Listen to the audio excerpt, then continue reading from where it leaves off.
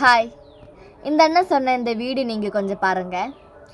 எனக்கு தெரியும் இவங்களெல்லாம் நிறைய நாளாக அரசியல் இருக்காங்க. எனக்கு அவ்வளோன்னு அரசியலை பற்றி தெரியாது. இவங்களுக்கு நல்லா தெரியும்னு எனக்கு தெரியும். இவங்கக்கிட்ட பேசுகிறதுக்குள்ள வயசு எனக்கு கிடையாது, வயசு இல்லை. இருந்தாலும் இந்த அண்ணன் சொல்லியிருக்கிறது தப்புன்னு எனக்கு தோணிச்சு. அதனால தான் நான் இந்த வீடியோ எடுக்கிறேன்.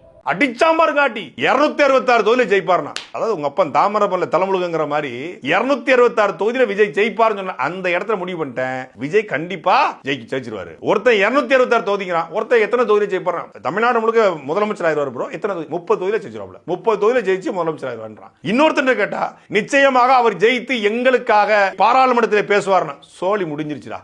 எத்தனை தொகுதிகள் ஜெயிப்பார்னு நினைக்கிறீங்க? 267 தொகுதிகள் ஜெயிப்பார். 267 தொகுதிகள். அண்ணா சாட்டே, நான் உங்ககிட்ட நான் ஒன்று சொல்ல விரும்புகிறேன். நம்மளோட விஜய் அண்ணா அரசியலுக்கு வந்ததுக்கு பின்னதான் இங்கெல்லாம் முக்காவாசி பேரும் அரசியலை பற்றி படிக்கிறதுக்கும் பேசுறதுக்கும் ஆரம்பித்தாங்க. அதில் நானும் ஒன்று. அப்போது இவ்வளோ நாள் இவங்களெல்லாம் அரசாங்கத்துக்கு பயந்து அரசியலை பற்றி பேசாமல் இருந்தாங்க.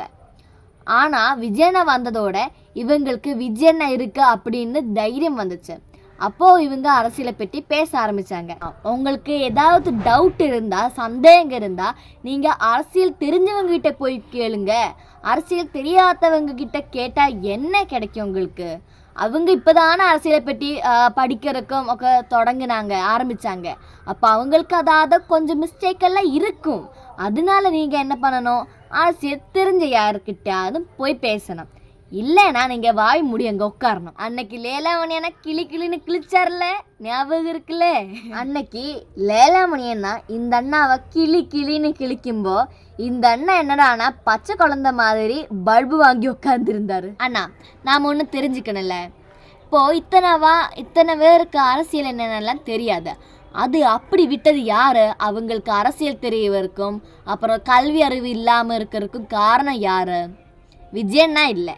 அப்போது விஜயண்ணா வந்த ஒரு 10-15 வருஷம் கழிஞ்சிட்டும் இவங்க இப்படியே தான் இருக்காங்கன்னா அது விஜயண்ணாவோட குறை. அதில் பாயிண்ட் இருக்குது, ஆனால் இதில் பாயிண்ட் இல்லை. அப்போ அண்ணா, எனக்கு இவ்வளோதான் பறையான்னு இருக்குது, சொல்ல இருக்குது. இப்போது ஓகே, நமக்கு அடுத்த வீடியோவில் பார்க்கலாம். Bye by.